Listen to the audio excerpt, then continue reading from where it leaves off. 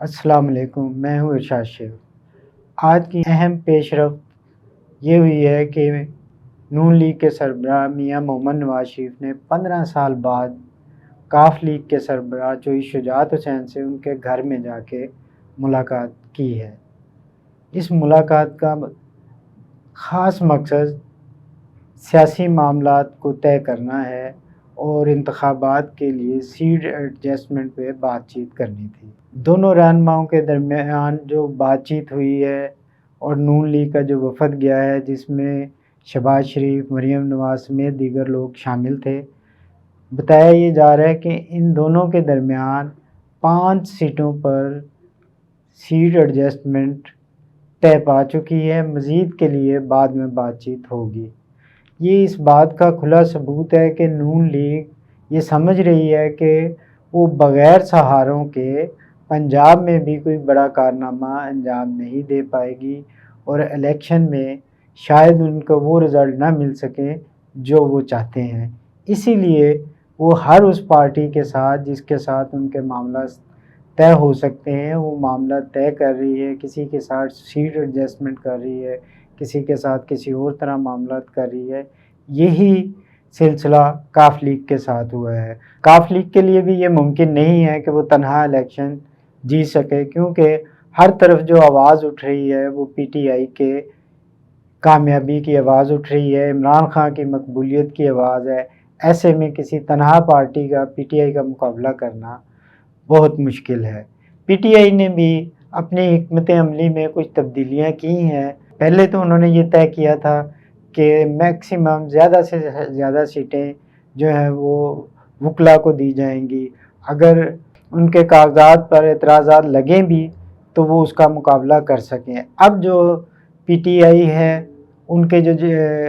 General secretary ہیں، مرکزی general secretary Omar Ayub Khan, انہوں نے ان کارکنوں کے ساتھ، ان امیدواروں کے ساتھ رابطے شروع کر دیے ہیں جنہوں نے گزشتہ سال پی ٹی آئی کی ٹکٹوں کے لیے درخواستیں جمع کروائی تھیں۔ ان میں سے جو لوگ پی ٹی آئی کو چھوڑ چکے اور جن کا یہ امکان نہیں ہے کہ وہ پی ٹی آئی کی ٹکٹ پر الیکشن لڑ سکیں گے، ان کی جگہ پر انہوں نے دوسرے امیدواروں سے رابطے کر لیے اور ایسے امیدواروں کی تلاش شروع کر دی ہے جو پی ٹی آئی کے ٹکٹ پر الیکشن لڑنا چاہتے تھے اور اب بھی لڑنا چاہتے ہیں۔ پہلی ترجیح پی ٹی آئی کی ان امیدواروں کو ٹکٹ دینا ہوگی جن میں سے بہت سارے امیدواروں کو پی ٹی آئی نے فائنل کر لیا ہوا ہے کہ انہیں ٹکٹیں دی جائیں گی، جبکہ پیپلز پارٹی نے ابھی تک اس حوالے سے کوئی حکمت عملی تیار نہیں کی ہے کہ وہ پنجاب میں کس بنیاد پر ٹکٹیں دے گی، کن امیدواروں کو ٹکٹیں دے گی۔ یہی وجہ ہے کہ پنجاب کے بہت سے حلقوں میں پاکستان پیپلز پارٹی کے کئی امیدوار ایک دوسرے کے سامنے کھڑے ہو گئے ہیں اور انہوں نے اپنی کمپین شروع کر دی ہیں۔ جیسا کہ آپ دیکھیں این 127 میں جو فیورٹ امیدوار ہیں وہ اسلم گل ہیں، لیکن ان کے مقابلے میں فیصل میر صاحب نے بھی اپنی انتخابی مہم جاری رکھی ہوئی ہے، وہ بھی میٹنگ کر رہے ہیں اور کارنر میٹنگز بھی کر رہے ہیں، کارکنوں سے مل بھی رہے ہیں اور یہ بتا بھی رہے ہیں کہ وہ اس حلقے سے الیکشن لڑیں گے۔ یہ اس بات کی جانب بات جاتی ہے کہ اب سیاسی پارٹیوں کو بھی یہ یقین ہو چلا ہے کہ 8 فروری 2024 کو الیکشن ہو جائیں گے اور اس الیکشن کی بنیاد پر جو حکومت بنے گی اس میں اپنا زیادہ سے زیادہ حصہ لینے کے لیے سیاسی پارٹیاں الیکشن کے عمل کی طرف جا رہی ہیں اور اپنی الیکشن کمپین شروع کیے ہوئے ہیں۔ کہیں جگہ پہ اعلانیہ طور پر کمپین شروع ہو چکی، کہیں طور پر امیدواروں نے اپنے طور پر اپنی الیکشن کمپین شروع کی ہوئی ہے۔ دوسری جانب مقتدر حلقوں کی طرف سے اور خاص قوتوں کی جانب سے ابھی تک عمران خان کی کردار کشی کا سلسلہ ختم نہیں ہوا ہے، اس کو بریکیں نہیں لگی ہیں، بلکہ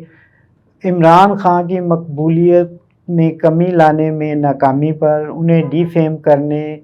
نہ کر سکنے پر اب ان کی اہلیہ بشریٰ بی بی کو نشانہ بنا لیا گیا ہے اور ان کی کردار کشی کے لیے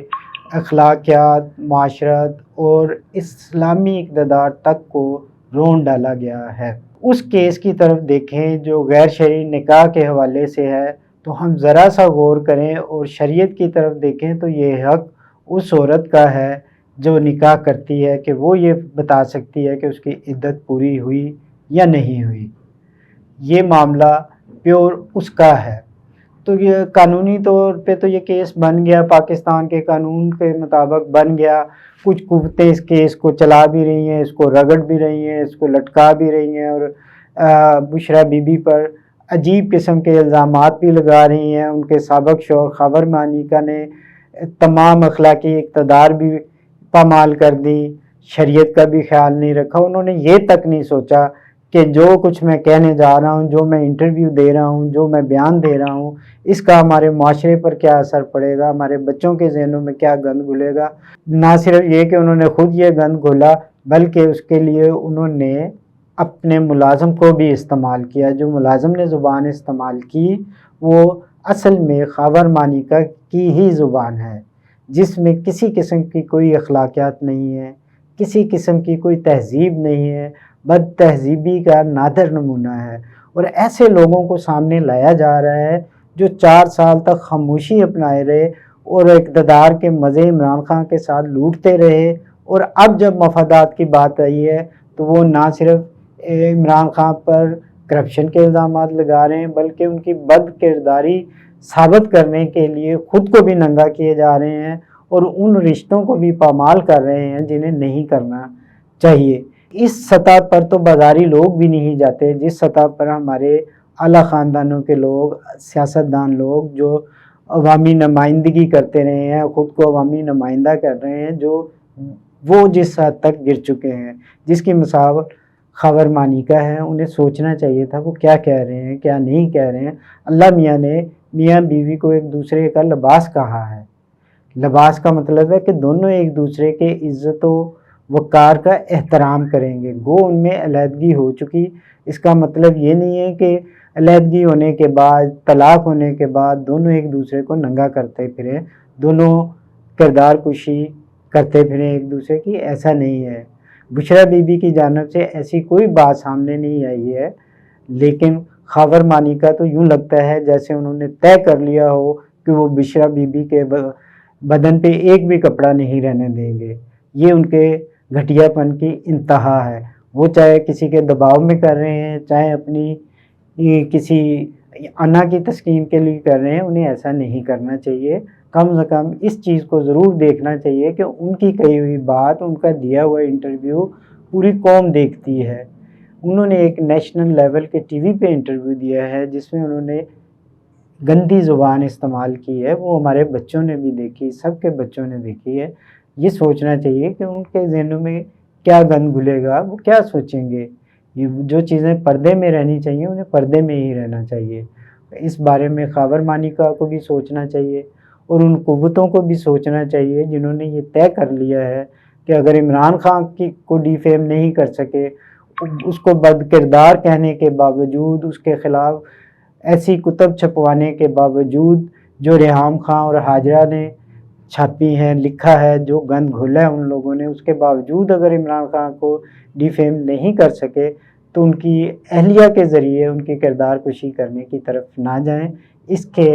سیاسی مفادات تو جو بھی ہونے ہیں ہوں گے یا نہیں ہوں گے، یہ تو آنے والا وقت بتائے گا، لیکن اس کے اثرات ہمارے معاشرے پر جو پڑیں گے وہ انتہائی خطرناک ہوں گے۔ ہمیں اپنے بچوں کے لیے، اپنی آنے والی نسلوں کے لیے اس قسم کی حرکتوں سے کم از کم باز آ جانا چاہیے۔ سیاستدانوں کی کردار کشی کا سلسلہ، انہیں بد کردار کہنا، انہیں بدعنوان کہنے کا سلسلہ بہت پرانا ہے، لیکن اس حد تک پہلے کبھی بات نہیں گئی جس حد تک اب چلی گئی ہے۔ ہمیں کم از کم تمام قوتوں کو، تمام اداروں کو، تمام لوگوں کو اس بات کا خیال رکھنا چاہیے کہ ہماری آنے والی نسلوں پر، ہمارے سننے والے بچوں پر اس کے کیا اثرات پڑتے ہیں۔ انہیں اس قسم کی گندگی سے محفوظ رکھنا چاہیے۔ اگر ہم انہیں آلودگی سے پاک فضا نہیں دے سکتے تو آلودگی، ایسی گندگی سے پاک سوچ تو دے سکتے ہیں۔ ہمیں انہیں ایسی ہی سوچ دینی چاہیے اس کے ساتھ ہی مجھے اجازت دیجیے، خدا حافظ۔